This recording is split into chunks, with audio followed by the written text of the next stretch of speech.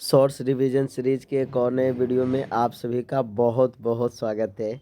आज के इस वीडियो में हम लोग क्लास 10th फिजिक्स का चैप्टर नंबर 1 प्रकाश के प्रवर्तन का बहुत ही वीवीआई ऑब्जेक्टिव क्वेश्चन देखने वाले हैं। तो चलिए बच्चे, सदा की भांति हम लोग कम समय में इस वीडियो को निपटारा करेंगे।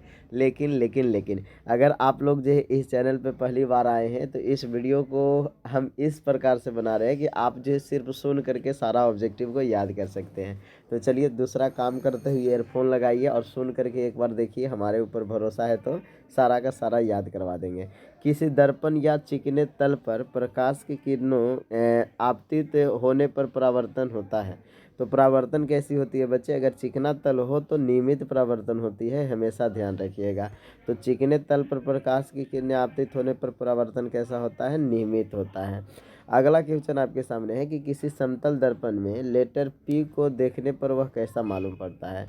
तो बच्चे, अगर लेटर पी को देखिएगा तो वो हमारा जो प्रसार्विक रूप से उल्टा होकर के क्यू जैसा जो है मालूम पड़ता है। तो ध्यान में रखिएगा, क्यू जैसा मालूम पड़ता है। चलिए अगला क्वेश्चन आपके सामने है कि प्रकाश क्या है। तो प्रकाश एक क्या है बच्चे? एक तरह से आँखों को प्रभावित करने वाली ऊर्जा है ना। तो प्रकाश क्या है? आँखों को प्रभावित करने वाली ऊर्जा है।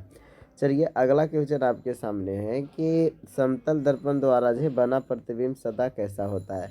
तो समतल दर्पण जो प्रतिबिंब बनाता है मेरे दोस्त, वो हमारा जो आभासी प्रतिबिंब बनाता है, ये आप सभी को पता होना चाहिए।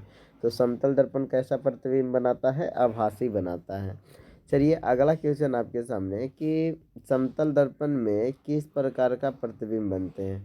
तो देखिए बच्चे, आभासी प्रतिबिंब बनता है, ये आपको तो पता ही होगा। तो यहाँ पे फिर से हम जो है आभासी ही मारेंगे, आभासी को काल्पनिक बोलते हैं। देखिए बच्चे, सभी जगह जो सीधा प्रतिबिंब जो होता है वो अक्सर आपको जो है लगभग जो है काल्पनिक दिखेगा, है ना। तो यहाँ पे ध्यान में रखिएगा, ये हमारा जो है काल्पनिक या आभासी बनाता है। चलिए अगला क्वेश्चन आपके सामने है कि प्रकाश की किरणें के सरल रैखिक गमन के अनुप्रयोग है हमारा बच्चे। तो ये हमारा जो है कौन सरल रैखिक गमन का अनुप्रयोग है बच्चे? तो यहाँ पे सूर्य ग्रहण और चंद्र ग्रहण दोनों हमारा जो है सेम टू सेम हमारा जो है उसी का रैखिक प्रयोग है। तो यहाँ पे सूर्य ग्रहण और चंद्र ग्रहण दोनों हो जाएगा। चलिए आगे चलते हैं। अगला क्वेश्चन आपके सामने है कि किसी वस्तु की छाया तभी बन सकती है जब प्रकाश की किरणें गमन करेंगी। बिल्कुल बच्चे, सीधी रेखा में गमन करेगी, है ना। जब तक सीधी रेखा में नहीं गमन करेगी तो किसी का भी छाया बनना जो है इम्पॉसिबल है ना। चलिए आगे चलते हैं। अगला क्वेश्चन आपके सामने है कि प्रकाश स्रोत के सामने हरे रंग की छड़ी को खड़ा रख देने पर उसकी छाया कैसी होगी। तो छाया का रंग तो हमेशा एक जैसा होगा ना, तो काली रंग की हो जाएगी, है ना। तो यहाँ पे ध्यान में रखिएगा, काली रंग की हो जाएगी। चलिए अगला क्वेश्चन आपके सामने है कि किसी प्रकाश स्रोत के सामने एक रुकावट रख देने पर बनती है। तो बच्चे, किसी प्रकाश स्रोत के सामने अगर एक रुकावट रख देते हैं तो वहाँ पे हमारा जो छाया और उपछाया दोनों बन सकता है ना। तो यहाँ ध्यान रखिएगा, आपको जो है छाया और उपछाया दोनों बनेगा। चलिए अगला क्वेश्चन आपके सामने है कि प्रकाश स्रोत के सामने एक गेंद को रखने पर उसकी छाया कैसी बनेगी। तो बच्चे, उसकी छाया जो है 2D में बन जाएगी, वृत्ताकार बनेगी बच्चे, है ना। क्योंकि गोल चीज़ें का छाया हमेशा जो है आपको जो है 2D में ही दिखेगा, तो 2D में वृत्त बनेगा। चलिए अगला क्वेश्चन आपके सामने है कि दृष्टि के भौतिक अनुभूति को क्या कहा जाता है। तो दृष्टि के भौतिक अनुभूति है बच्चे, उसको हम लोग जो है प्रकाश बोलेंगे, है ना। तो दृष्टि के भौतिक अनुभूति को क्या कहेंगे? प्रकाश कहेंगे। चलिए अगला क्वेश्चन आपके सामने है कि प्रकाश एक रूप है। तो बच्चे, ये हमारा ऊर्जा का रूप है, ये आइंस्टीन साहब से आपने सुना होगा, है ना। तो प्रकाश एक क्या है? ऊर्जा का रूप है। चलिए अगला क्वेश्चन आपके सामने है कि किसी माध्यम में प्रकाश की किरणें माध्यम के कणों को हमारा जो क्या करती है बच्चे। तो किसी माध्यम में प्रकाश की किरणें माध्यम के कणों को हमारा जो गर्म भी कर सकती है, प्रकाशित भी करती है और माध्यम के कणों को गति भी प्रदान करती है। तीनों बात हमारा जो सही है, यानी कि हमारा जो ABCD सब हो जाएगा, है ना। चलिए बच्चे आगे चलते हैं। प्रकाश किस ऊर्जा का रूप है बच्चे? तो ये हमारा जो है आपको पता होगा एक विकिरण ऊर्जा है। तो यहाँ पे हमारा जो बच्चे मार देंगे विकिरण ऊर्जा, है ना। रेडिएशन एनर्जी का काम करता है। चलिए अगला क्वेश्चन आपके सामने कि प्रकाश तरंगे किस प्रकार की तरंगे होती है। तो प्रकाश तरंगे बच्चे एक तो अनुप्रस्थ तरंग होती है, अगर अनुप्रस्थ तरंग जो ऑप्शन में न होगा तो आप जो है विद्युत चुंबकीय तरंग मारेंगे, इलेक्ट्रोमैग्नेटिक। हाँ बिल्कुल वेव बच्चे, है ना। चलिए आगे चलते हैं। अगला क्वेश्चन आपके सामने है कि प्रकाश तरंगों के गमन के लिए किस प्रकार के माध्यम की आवश्यकता होती है। तो प्रकाश के गमन करने के लिए कोई प्रकार के माध्यम की ज़रूरत नहीं होती, ये निर्वात में भी प्रकाश चलती है बच्चे। तो आप आंख बंद करके बी ऑप्शन पे जा सकते हो, है ना। चलिए आगे चलते हैं। अगला क्वेश्चन आपके सामने कि प्रकाश का तरंग दैर्ध्य अन्य बाधाओं की तुलना में होता है, कैसा होता है बच्चे। अन्य तरंग दैर्ध्य की तुलना में जो है यहाँ पे जो प्रकाश का जो तरंग दैर्ध्य होता है बच्चे बहुत छोटा होता है, ठीक है ना। तो बहुत छोटा माना जाता है, इसीलिए हम लोग जो बोलते हैं कि प्रकाश सरल रेखा में गमन करती है, लेकिन ऐसा होता नहीं है, क्योंकि तरंग दैर्ध्य में कुछ न कुछ तो हमारा जो है होगा ही, जो कि आपको पता होगा। चलिए तो प्रकाश किरण है बच्चे, क्या प्रकाश किरण है। तो प्रकाश किरण हमारा बच्चे प्रकाश का एक बिंदु पथ है ना। प्रकाश का एक क्या है, बिंदु पथ है। यहाँ पे राइट आंसर क्या हो जाएगा, प्रकाश का एक बिंदु पथ है। चलिए किरणों के समूह को क्या कहते हैं बच्चे, ये पिछला साल क्वेश्चन आया हुआ था, और ध्यान में रखिएगा किरणों के समूह को किरण पुंज और प्रकाश पुंज दोनों कहते हैं ना, ये ध्यान में रखने वाली बात है। चलिए अगला क्वेश्चन चलते हैं आगे की ओर। आगे हमारा है कि उच्च कोटि के पॉलिश किए गए दर्पण अपने पर पड़ने वाले प्रकाश को परिवर्तित करती है। तो बच्चे पूर्ण रूप से एकदम उच्च कोटि का रहेगा तो पूर्ण रूप से एकदम जो करेगा, है ना। चलिए आगे चलते, अगला क्वेश्चन आपके सामने कि तेल लगा कागज होता है। तो तेल लगा कागज कैसा होता है मेरे दोस्त, तो ये हमारा जो है पारभाषक होता है। कैसा होता है, पारभाषक, है ना। तो तेल लगा कागज कैसा होगा, पारभाषक हो जाएगा। चलिए अगला क्वेश्चन आपके सामने है कि आधुनिक क्वांटम सिद्धांत के आधार पर प्रकाश को हमारा जो है क्या चीज़ में बांटा गया है। तो बच्चे ये दोनों में से कुछ नहीं पाया जाता इसमें, ना तो तरंग गुण ना कण गुण। ये जाकर के पीजी में आप पढ़ेंगे कि आधुनिक क्वांटम सिद्धांत के आधार पे ये दोनों ही हमारा जो नियम को फॉलो नहीं करता है, और मानिएगा तो एक नियम को हमारा जो है सही से भी नहीं फॉलो करता है ना। तो हमारा जो है बिल्कुल ये वैज्ञानिकों के आधार पर रखा गया है। सूर्य से आने वाली प्रकाश पुंज जो है कैसा होता है। तो सूर्य से आने वाला प्रकाश पुंज जो हमारा जो कैसा होता है मेरे दोस्त, तो समांतर होता है ना। तो समांतर प्रकाश पुंज या समांतर किरण पुंज बोल सकते हैं। चलिए अगला क्वेश्चन आपके सामने है कि प्रकाश की किरणें गमन करती है। प्रकाश की किरण कैसी गमन करती है, सरल रेखा या सीधी रेखा में बच्चे। तो वीडियो अच्छा लग रहा है ना मेरे दोस्त, जल्दी से इस वीडियो को लाइक कीजिए। चलिए स्माइल दीजिए जल्दी से, और कमेंट्स करके बताइए कि आपको ये हमारा जो नया सीरीज जो है कैसा लग रहा है ना। सबका कमेंट्स आना चाहिए। कर दिए, जाइए जाइए रोक के जाइए साहब, है कि नहीं, करके आइए कैसा लग रहा है वीडियो। हाँ चलिए बहुत अच्छे बच्चे हैं आप, करके आ गए ना। हाँ चलिए अगला क्वेश्चन आपके सामने कि प्रकाश के प्रवर्तन के कितने नियम होते हैं। तो बताइए साहब, है कि नहीं, बचपन से पढ़ते आ रहे हैं, प्रकाश के प्रवर्तन के 2 नियम होते हैं सर। हाँ बहुत अच्छा, क्या बात है। चलिए अगला क्वेश्चन आपके सामने है कि फोकस पर अभिसरित करने वाला किरण पुंज परावर्तन के बाद समांतर हो जाता है। तो फोकस के ऊपर हमारा जो है अभिसरित करने वाला किरण पुंज अगर जो है बोला जाए कि परावर्तन के बाद जो है समांतर हो जाता है, वो अवतल दर्पण में देखने को मिलेगा, ठीक है ना। तो यहाँ पे राइट आंसर क्या हो जाएगा, अवतल दर्पण हो जाएगा। चलिए अगला क्वेश्चन आपके सामने है कि बच्चे F बराबर R/2 सत्य है केवल, है ना, अवतल दर्पण के लिए कि उत्तल दर्पण के लिए या दोनों के लिए।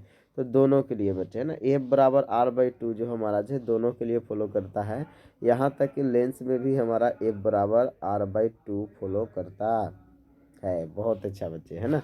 चलिए किसी बिंब का अवतल दर्पण द्वारा बना प्रतिबिंब भासी सीधा बिंब से बड़ा पाया गया, है ना। वस्तु की स्थिति कहाँ होनी चाहिए बच्चे। तो ये आपको पता है कि अवतल दर्पण में सिर्फ और सिर्फ एक ही स्थिति ऐसी होती है जिसमें जो है बच्चे दर्पण में बड़ा प्रतिबिंब बनता है, और वो है दर्पण के ध्रुव और मुख फोकस के बीच का हमारा जो बिंदु बच्चे ना। अगर दर्पण के ध्रुव और मुख फोकस के बीच अगर जो है कोई भी ऑब्जेक्ट रहेगा तो वो बड़ा प्रतिबिंब बनाएगा, और बच्चे दर्पण के पीछे बनाएगा। चलिए दर्पण की चौड़ाई को दर्पण का क्या कहा जाता है। देखिए बच्चे दर्पण की चौड़ाई को अगर देखा जाए तो दर्पण का द्वारक कहलाता है ना। चलिए तो यहाँ पे क्या हो जाएगा, चौड़ाई या मोटाई दोनों दे सकता है। तो दर्पण के चौड़ाई या मोटाई को क्या कहते हैं, द्वारक कहते हैं। चलिए अगला आपके सामने जो बोला है कि कौन सा किरण आरेख जो सही नहीं है, नहीं है बोला है यहाँ पे। तो बच्चे कौन सा किरण आरेख हमारा जो सही नहीं है, इसको देखने के लिए क्या कीजिएगा, पहल का 30 से गया 45 से गया, ये भी सही नहीं है ना, ये सही नहीं है बच्चे। और बाकी सब अगर जो देखा जाए तो सही होगा, है ना, एक ही तो बोला है। तो बच्चे ए और बी, बी क्या है जी, बी हमारा जो देखने दीजिए, बी बी गया इधर से प्रकाश की किरण, ठीक है। और इसके बाद जो है हाँ, इसको जाना चाहिए था कहाँ, उस तरफ जाना चाहिए था, लेकिन नहीं गया। ए और बी दोनों गलती इसमें है मेरे दोस्त, है ना, ए और बी दोनों गलती है, सिर्फ एक सही है। डी नंबर ऑप्शन को टिक आउट कीजिए आप, है ना, डी नंबर ऑप्शन हो जाएगा। चलिए आगे चलते हैं, अगला क्वेश्चन आपके सामने है कि अवतल दर्पण के प्रक्रम में किसी वास्तविक तथा उल्टे प्रतिबिंब के लिए आवर्धन कैसा होता है। तो देखिए बच्चे, आवर्धन की अगर जो बात किया जाए तो यहाँ पे ऋणात्मक हो जाएगा, है ना। तो अवतल दर्पण में बच्चे आवर्धन की बात किया जाए तो क्या हो जाएगा, ऋणात्मक हो जाएगा।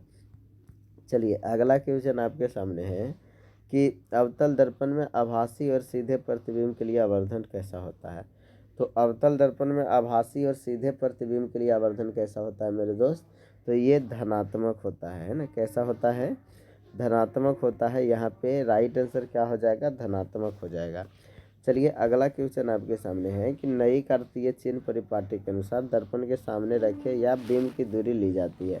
तो बच्चे दर्पण के सामने अगर जो है बिंब की दूरी लिया जाएगा तो ये ऋणात्मक लिया जाता है, ये चिन्ह परिपाटी में हम लोग जो पढ़ चुके हैं।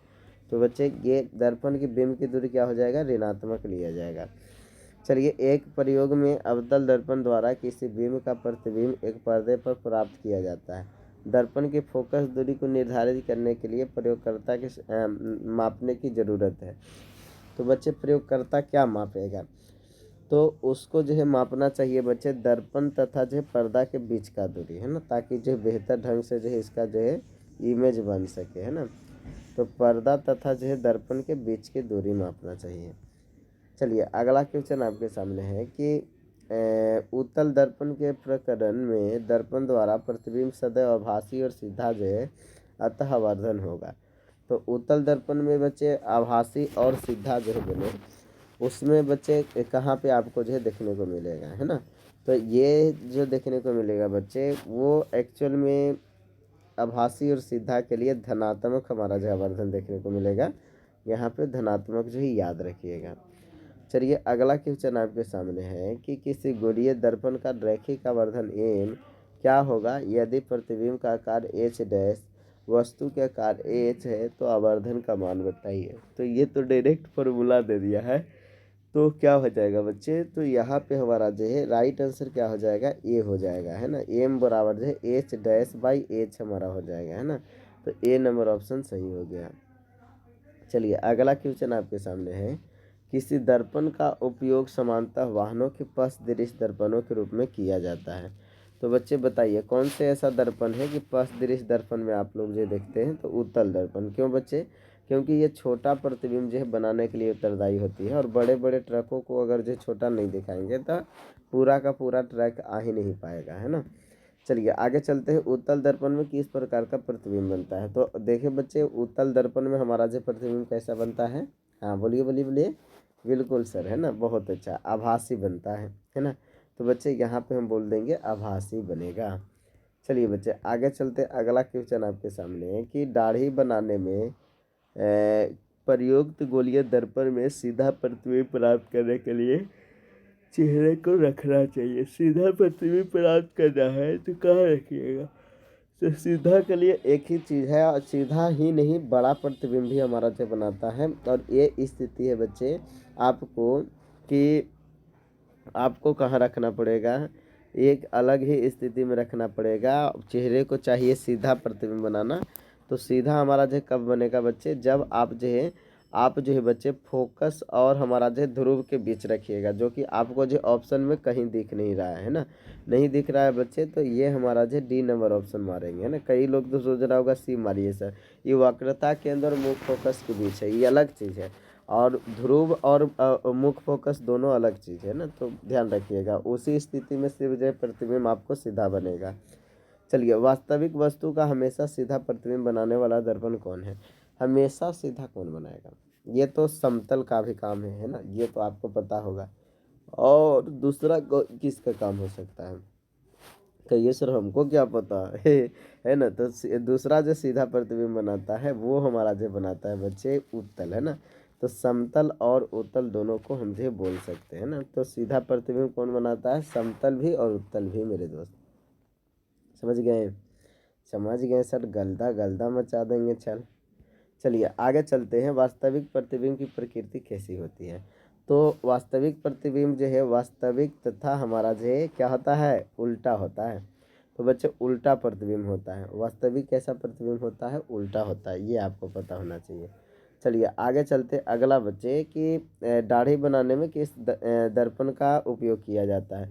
तो दाढ़ी में हम लोग जो अवतल का उपयोग करते हैं। क्यों बच्चे? क्योंकि ये हमारा जो सीधा प्रतिबिंब बनाता है और बड़ा प्रतिबिंब बनाता है। चलिए आगे चलते हैं। अगला क्वेश्चन आपके सामने है कि 20 सेंटीमीटर फोकस दूरी वाले अवतल दर्पण को सूर्य के प्रकाश के सामने रखा जाता है। प्रधान अक्ष पर खास बिंदु पर कागज की कतरन जल उठता है। इस बिंदु की दूरी क्या होगी? तो बच्चे देखिए, ये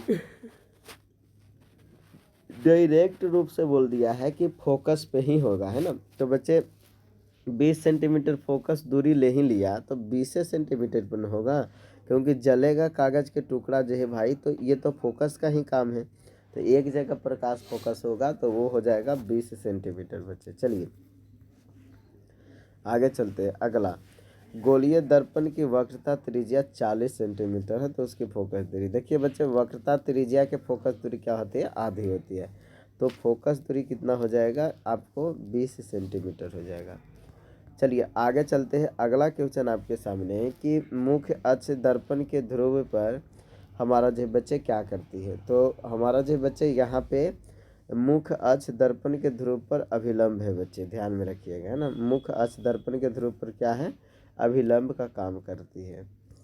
चलिए आगे चलते हैं। अगला क्वेश्चन आपके सामने है कि एक अवतल दर्पण में वस्तु की स्थिति ध्रुव और फोकस के बीच है, तो उसका प्रतिबिंब कहाँ बनेगा? तो उसका प्रतिबिंब बनेगा बच्चे, उसका प्रतिबिंब आपका जो है काल्पनिक और क्या बनेगा? बड़ा बनेगा, है ना। काल्पनिक और क्या बनेगा बच्चे? बड़ा बनेगा। और कहाँ बनेगा बच्चे? बताइए बताइए बताइए। हाँ हाँ हाँ हाँ, दर्पण के पीछे बनेगा। वाह वाह, क्या बात है बच्चे, आप लोग तो बहुत जानते हो जी। वाह बच्चे वाह, है ना। क्या बात है, यही बात पे जल्दी से निकालो पैकेट से। हाँ हाँ, क्या करना है? हाँ, कमेंट्स, बहुत अच्छा। चलिए, किसी गोलीय दर्पण तथा किसी पतले गोलीय लेंस दोनों की फोकस दूरियां अगर जो -15 सेंटीमीटर है, तो दर्पण या लेंस संभवतः क्या हो सकता है? तो बच्चे देखिए, दोनों अलग अलग होगा, क्योंकि एक जैसा तो हो नहीं सकता। एक जैसा होगा तो माइनस करना संभव किसमें है? इधर तो हो गया बच्चे माइनस, जो करेंगे अवतल में करेंगे फोकस, और उधर जो है बच्चे जो माइनस करेंगे वो दोनों में किया जा सकता है। तो दोनों अवतल भी हो सकता है, ये भी चांसेज है बच्चे, है ना। तो यहाँ पे क्या हो जाएगा? दोनों अवतल, दोनों अवतल, है कि नहीं? बताइए रे सवारिया, है कि नहीं? चलिए क्या बोल देंगे बच्चे? तो यहाँ पे हमारा जो है दोनों अवतल हो सकता है। चलिए आगे चलते। अगला बच्चे आपके सामने अगला क्वेश्चन कि मुख्य अक्ष के समांतर चलने वाली प्रकाश की किरणें अवतल दर्पण से परावर्तन के बाद मुख्य अक्ष के एक बिंदु से होकर गुजरती है। इस बिंदु को दर्पण का क्या कहते हैं? तो बच्चे इस बिंदु को दर्पण का क्या कहा जाता है? चलिए फोकस कहते हैं, फोकस। क्या हो जाएगा बच्चे? फोकस हो जाएगा, राइट आंसर। चलिए आगे चलते। अगला क्वेश्चन आपके सामने, किसी दर्पण के दृष्टि बड़ा होता है, तो कौन से दर्पण के दृष्टि बड़ा होता है बच्चे? तो दर्पण में अगर दृष्टि बड़ा बोला जाए तो ज़्यादा दूर तक जो देखने की क्षमता होता है उत्तल दर्पण में, है ना। तो किस दर्पण का दृष्टि बड़ा होता है? उत्तल दर्पण का। किस दर्पण का दृष्टि बड़ा होता है मेरे दोस्त? उत्तल दर्पण का। चलिए आगे चलते। अगला क्वेश्चन कि गोलीय दर्पण की फोकस दूरी उसकी वक्रता त्रिज्या की क्या होती है? तो बच्चे गोलीय दर्पण की फोकस दूरी उसकी वक्रता त्रिज्या की क्या होती है, बोलिए जल्दी से। आधी होती है, अब आधी है ना, तो बच्चे आधी हो जाएगी यहाँ पे। चलिए अगला क्वेश्चन आपके सामने जो है चलते हैं बच्चे। अगला क्वेश्चन है आपके लिए कि निम्न में से किस दर्पण का फोकस दूरी धनात्मक होती है। तो कौन से दर्पण का फोकस दूरी धनात्मक हो जाएगा बच्चे, तो यहाँ पे उत्तल का हो जाएगा धनात्मक, है ना। चलिए तो राइट आंसर क्या हो जाएगा, उत्तल दर्पण हो जाएगा। चलिए अगला क्वेश्चन आपके सामने है कि सोलर कुकर में किसका प्रयोग किया जाता है। तो ये अवतल दर्पण का, क्योंकि यही सूर्य के प्रकाश को एक जगह जो है जमा करने का काम करेगी। चलिए आगे चलते हैं। अगला क्वेश्चन आपके सामने, रोगियों के नाक, कान और गले की जांच के लिए डॉक्टर प्रयोग करते हैं, तो किस दर्पण का प्रयोग करेंगे, अवतल दर्पण का बच्चे ना। और उत्तल लेंस भी होता तब भी हम जो मार सकते थे। चलिए अगला क्वेश्चन आपके सामने चलते हैं कि आई बराबर जो है आर नहीं लागू होता है ना। तो आई बराबर आर जो है किस पे लागू नहीं होगा, तो ये बच्चे हमारा जो है यहाँ पे ऑप्शन नहीं दिख रहा है ना कि आई बराबर आर जो है किस पे लागू नहीं, ये तो दर्पण में हमारा तो होगा ही, है ना। भले ही दूसरा जगह चला जाए तो न लागू हो, तो किसी में नहीं हमारा जो है यहाँ होगा। चलिए टॉर्च से किस प्रकार का प्रकाश पुंज की प्राप्ति होती है। तो टॉर्च से किस प्रकार के प्रकाश पुंज की प्राप्ति होती है, संतृप्त बच्चे ना, संतृप्त प्रकाश पुंज की, है ना। चलिए तो संतृप्त होती है। चलिए अगला आपके सामने है बच्चे कि 20 सेंटीमीटर के फोकस दूरी वाले अवतल दर्पण को सूर्य के प्रकाश के सामने रखा जाता है। इसके सामने डी दूरी पर रखी माचिस की तीली जल उठती है, डी का मान क्या होगा। तो 20 सेंटीमीटर पे रखा गया है, तो 20 ही होगा बच्चे, है ना। बहुत सारे बच्चे को यहाँ पे नहीं समझ में आ रहा होगा, सर संतृप्त कैसे मान दिए चल, है ना। संतृप्त कैसे मान दिए चल, है ना। संतृप्त का मतलब होता है बच्चे ये एक्चुअल में हमारा जो है एकदम नियमित रूप से जाना, है ना। चलिए आगे चलते हैं बच्चे। दर्पण के सामने जो है किसी भी दूरी पर स्थित जो है वस्तु के प्रतिबिंब सीधा प्रतीत होता है, वह दर्पण क्या कहलाता है। तो वस्तु के प्रतिबिंब सीधा प्राप्त होता है, वो क्या कहलाएगा बताइए जल्दी से। हाँ हाँ हाँ, क्या कहलाएगा, बहुत अच्छा। कि ये सर ऑप्शन दिख ही नहीं रहा, या तो समतल कहलाएगा या तो उत्तल कहलाएगा बच्चे, है ना। तो डी नंबर ऑप्शन यहाँ पे सही हो जाएगा बच्चा, है ना। तो दर्पण के सामने किसी भी दूरी पर स्थित वस्तु के प्रतिबिंब सीधा प्रतीत होता है, इसका मतलब समतल और उत्तल हो सकता है। चलिए किसी कार का अग्रदीप में प्रयुक्त दर्पण कौन से हमारा होता है ना। तो अग्रदीप में कौन सा दर्पण प्रयुक्त होता है बताइए जल्दी से, तो अवतल दर्पण होता है ना। चलिए तो अवतल दर्पण यहाँ पे जो मारिएगा बच्चे। चलिए आगे चलते अगला क्वेश्चन। दर्पण सूत्र है, तो दर्पण सूत्र क्या है, 1/v + 1/u = 1/f, है ना। दर्पण सूत्र क्या है, 1/v + 1/f, है ना। क्या क्या यहाँ पे है, v है यहाँ पे बच्चे प्रतिबिंब की दूरी, u है वस्तु की दूरी, और f जो है फोकस दूरी है ना। चलिए आगे चलते हैं। समतल दर्पण की फोकस दूरी होती है, तो समतल दर्पण की अगर फोकस दूरी अगर जो है बोला जाए बच्चे, तो समतल दर्पण की फोकस दूरी जो है ये अनंत हो जाएगी, है ना। तो याद रखिएगा समतल दर्पण की फोकस दूरी क्या हो जाएगी, अनंत। अगर जैसे आवर्धन बोले बच्चे मैग्निफिकेशन, तो +1 माना जाता है। चलिए आगे चलते हैं बच्चे। अवतल दर्पण के सामने वस्तु को कहाँ रखा जाए ताकि प्रतिबिंब उल्टा वास्तविक और समान बने। तो बच्चे वास्तविक और समान आकार का जो बनेगा बच्चे, वो हमारा जो कहाँ बन सकता है बताइए जल्दी से। तो ये वक्रता केंद्र पर ही रखेंगे तभी हमारा जो समान आकार का बनता है बच्चे, है ना। तो वक्रता केंद्र पर बोल सकते हैं।